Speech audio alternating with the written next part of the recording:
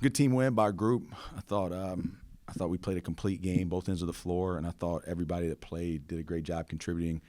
I could go through all 9 guys, and I can think of obviously key moments. I know there's a lot of people that probably, wondering why we've continued to give Pegues the minutes that we've been giving him, and the reason is because tonight, and we knew there was a possibility of that happening at any point. JP Pegues is a very, very good player. I've been here a long time, and I've seen a lot of good guards here. And I'm telling you right now, he's going to be one of them. I mean, he's going to be special. And you saw tonight a glimpse of that. And it's just a matter of him breaking through it. And we don't give minutes based on guys that play well. We give minutes on guys that practice well. And we don't just get out to the game and say, well, let's see how he plays, and we'll throw him out there. And then if he's not playing, it's not how it works. The way you practice determines how you play and determines the minutes you get. And so he's been practicing really well, and it was just a matter of time. And he just needed to see one go in. And sure enough, the first one he got, it kind of rattled and it fell off. And I thought, man, he's just got to keep shooting it. And when I knew he was about to have a good game when he got that two-hand rebound on our end, and he got that thing with 2, and he came on the weak side and had a heck of a rebound, and then proceeds to hit 6 threes. And but we can go down the whole line. Obviously great to see birthday boy Mike Bothwell go out there and score 26. I thought he did it in all 3 fashions, layups, free throws, threes, and, was really confident in his three-point shot. He's a great three-point shooter. Just has to get his feet under him, shoot that thing with confidence, get the ball up, and let it go. And, was proud of him. Was also really proud of Jalen Slauson. I think that, it's what I told the team, plus and minus. JP Pegues was our highest at 35. Jalen Slauson was our second highest at 33, and he scored 3 points. And so there's ways to affect the game other than scoring. And when you buy into that and you just commit to doing things that win, then you're able to have the performance he had tonight. 10 rebounds, 5 assists, a ton of deflections, was all over the place defensively, was really able to help our tempo, and did a great job there. So it was great to see Alex Hunter, keep shooting. He didn't have the shooting start he wanted to early, but I thought he kept shooting them. He saw some go in there late. I thought Conley gave us a huge lift, 4 for 6. The back-to-back bombs right out of halftime I thought were big. Joe Anderson, great to see him get going again. Marcus Foster, another guy where you might think, hey, maybe didn't score it in the manner that we would all like to see, but he had 5 rebounds. He only had 4 points, but let me tell you something. The job he did on their 2 best drivers was incredible. And he did a great job on Woolbright, and then Price got going, and we switched that matchup, put him on Price, and he did a great job on him. And so Garrett Heen, some good plays. Tyrese Huey, second on the team in rebounding with 6. Like I said, I thought everybody, hopefully I haven't left anybody out, but I thought everybody contributed to that team win. And, that's why you're able to win at the margin that we won at. Coach, it was kind of a slow start for both squads. Then you kind of took a little control. But then I thought you really had a gut punch on them when Joe Anderson had no look past Alex Hunter, driving down. Alex Hunter immediately finds JP in the corner for that 3. And then it's 3, 3, 3, 3, and that's ball game. Basically, you kind of talk about that play. Yeah, we couldn't get going. And I kept telling them that, I'm like, look, we're getting pretty good looks, and we got to keep shooting them. Make sure your movement's good. Don't worry about the result. Just make sure your process is good. Keep shooting them. And yeah, I mean, you could feel the energy of the ball movement. I thought early, they were switching on us, and sometimes a tendency when people switch is the ball movement can stop a little bit. And I thought we did that a little bit. We'd get a switch, and we would just kind of force a drive, and instead of really getting some good movement, to get a closeout, to then a drive, to force rotation, and then a scramble. That's what you want, right? You want to try to get an advantage, get it downhill, and keep an advantage. And I thought on that play you're talking about, that's what happened, right? I mean, downhill attack, right? Great pass, and then all of a sudden he drives it, right? And they flow to him, and he throws it out the back, and JP hits that shot in the corner, and it just ignites everybody, right? It's an energy play. And, I thought tonight energy was going to be critical. I think every night energy is critical, but, with the snow and the weather and just not quite having as many people in the arenas that we would like for home games, it was just one of those deals where we knew we were going to have to make sure we played the game with energy, and that's defensively and offensively, right? The ball movement creates good energy, and then once it got going, I mean, everything's contagious, right? I mean, missing shots is contagious, and making shots is contagious, and I think everybody started to feel better. And then I guess we make our last 19 of 31 from 3, Winning's contagious. Everything's contagious. Losing's contagious, right? This is not a good time of history to try to argue against that. Hey, is an agonizing game, tough game, Chattanooga. And then tonight, what is the effect of this? Is this relaxing? Is it confidence building? But this sort of game, which is probably surprisingly easy for a conference game in this league, how does that sit you right now going to Saturday? Well, I mean, I think every game at this point in the year, you're just trying to play the core, right? Like you're trying to play the identity, and you know the really good teams have an identity. The teams that are probably struggling at this point are still searching for that identity. And usually at this point in the year, if you know a lot of people scouting reports and all this stuff, yeah, that stuff's important. You know, for us, you know how many plays we went over yesterday of Western Carolina? 0, right? Because it was about us. It was about us making sure that we had the right ball movement, that we were willing to fly around on defense, and we were willing to go be great teammates. And so what you hope is when you focus on Furman, right, and you focus on us playing the core, and you don't worry about you make it about this is our team. Control what you control. Play to who we are. Don't get outside of it. The game Saturday was a heartbreaker. It was a high-level college basketball game. It was a high-level environment. I'm not sure how much TV captured it, but I'm telling you what, that was rocking in there. And it was back and forth, and when you look at it, you're disappointed. Yeah, we missed a layup to take the game in overtime, but the more disappointing thing is we got outside of core, right? Like lowest assist numbers of the year. I think we had 5 assists all game. Lowest pass count of the year, right? We didn't move the ball as well. And so, therefore, you put yourself in a one-possession game that you felt like, you know, we had the lead there late and we had a couple things. But over the course of the game, did we play the core?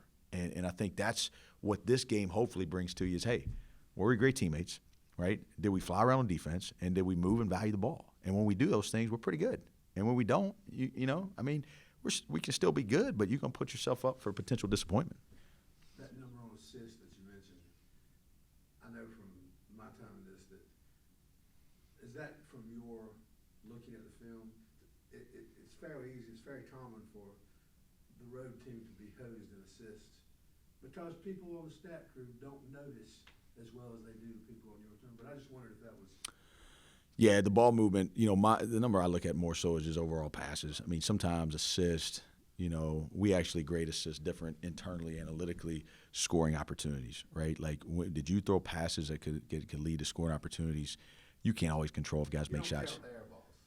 No, we don't. I mean, it's, you know, like the other day in Chattanooga, we had our point guard had 2 passes that led to scoring opportunities. Well, we got to be better than that, you know? I mean, we can't put all this pressure on Jalen Slauson and Mike Bothwell, who had 22 scoring passes combined, to go out there and, you know, go score and get everybody else shots, right?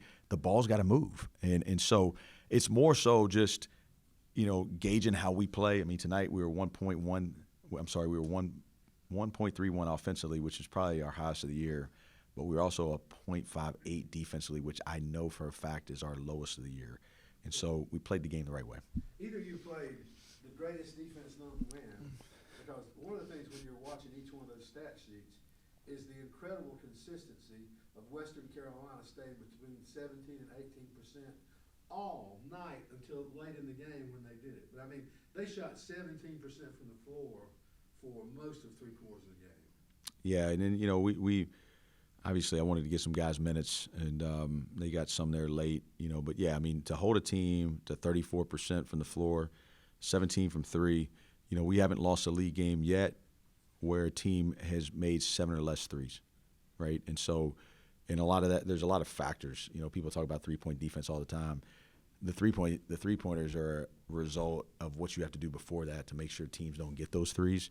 But again, tonight, I mean, a team that shoots a ton of threes. I mean, they go 4 for 23. That's pretty good volume compared to what they normally do. So, you know, it was a good win for us. I think it was a complete game for us. I think we were able to see, you know, the defense. I mean, 16 points a half. I mean, that's pretty good. And you know, we had to be very good in our drive defense, and they're very, very good at penetrating and kicking and making plays at the rim. And I thought our guys were able to do that without fouling tonight. One number that has stuck out to me continuously this season is points from turnovers. And you're a big analytical guy. Is there a way you can – I don't know what the conversion rate gotta imagine you guys is pretty high. When you consider at one point in the game, I think they had 5 turnovers and you had 13 points. Yep. Yeah, I mean, that's a huge deal for us. I mean, obviously, we want to be active. We want to fly around on defense, and we want to play with our hands. We didn't quite hit our deflection total tonight. It was pretty high, though. I mean, we got 27, and our deflections, we've been getting more 30 deflection games, which is good for us. I think we've had 4 this year. We hadn't had 4 in the last 2 years combined prior to this since the Matt Rafferty and AB senior year. So it's good, that it's a connected game, and I talk about that a lot. Like it's like tonight, JP McGee scored the ball, but JP McGee's guarded, right? Like it's not like you run past half court and you start playing well, and then when you run past it again, you start playing poorly. Okay, you're either out there and you're willing to have courage when it counts, and you're gonna go play the game the right way, okay, on both ends of the floor, or you're gonna coast defensively and then you're gonna be casual offensively, and it's not gonna work out for you. And so it usually are connected, right? Like when we can really play good defense and we can protect our backboard and we can get out and run, then usually we have pretty good offense and we have pretty good ball movement. And so it was good to see us committing to playing winning basketball tonight and to get a complete team win. Coach, it's 33-16 at the half. Fewest points you've allowed to have, I believe, since Western came here 5 years ago. You got 14. Been easy to just come out and go through the motions, start the second half, but I know that's something that has been a problem. So you had to be pleased with what you guys did coming out at halftime. We were. My uncle actually just texted me when I was walking up here and said finally had 2 complete halves, and I totally agree with him. It's one thing that we've been watching, been trying to figure it out. Just what's causing it. And to be honest with you, it's right after halftime. It's that first 4 minutes, and didn't go well this past Saturday. Had a tough stretch there, and we've had that happen in a couple games. So. We threw in Tyrese for rebounding at a halftime. We changed the starting lineup a little bit just because he and Jalen both had 5, and it was a big deal tonight to win the glass. All 7 of our losses, we've lost the glass, and so it's something that we've got to take a little bit more pride in, and we know that. But, I thought it was neat tonight that we were able to continue winning those 4-minute medias. And, I think we won the first one by, 7 or 8.